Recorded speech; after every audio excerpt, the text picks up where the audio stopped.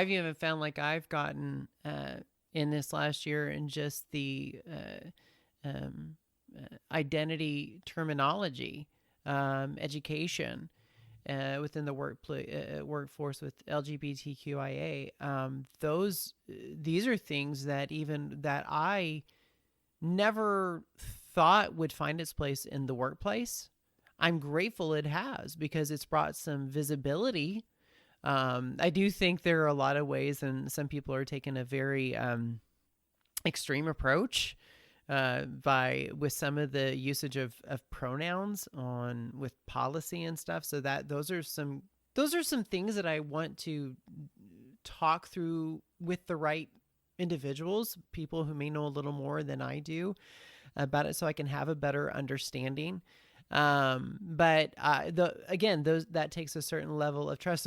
So I know that I'm coming up short in what I should even know as a tenured professional in both diversity consulting and human resource consulting. I was like, there is so much more to learn, and I think that's my fear is this stopping point that our leaders that I've experienced seem to have. Like, well, now we're just inching towards retirement, or we're just like we're over these critical dialogues. We're over these critical conversations because to them, they just seem like problems that they have to solve.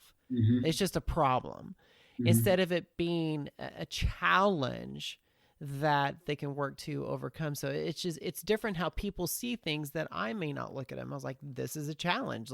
We can take care of this people. And others like, no, this is out of control. This is chaos. These are these things. And so uh, I don't know really where I'm going with all of that, other Yeah, than the fact that the conversation is, of it just being a better construction to how we can help each other have these conversations. yeah. So I think we have to think about sustainability and how to keep people engaged. So I think the whole idea of 1% or micro actions gets people engaged.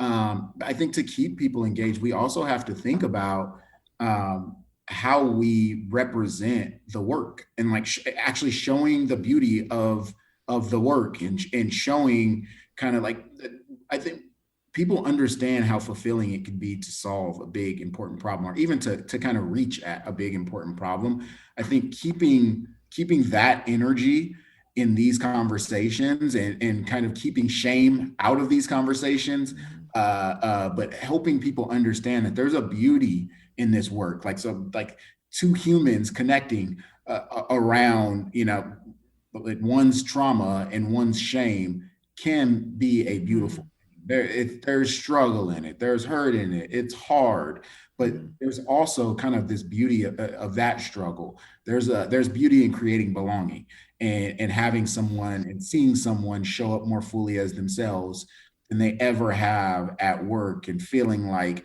they're more connected to their workplace than they've ever been because it's the first time that they've ever truly kind of brought themselves to work. Like, I think like telling those stories and again not minimizing our victories, like telling those stories of like these personal human wins Mm-hmm. are is important to keep leadership and to keep ourselves kind of locked into to grappling with these problems.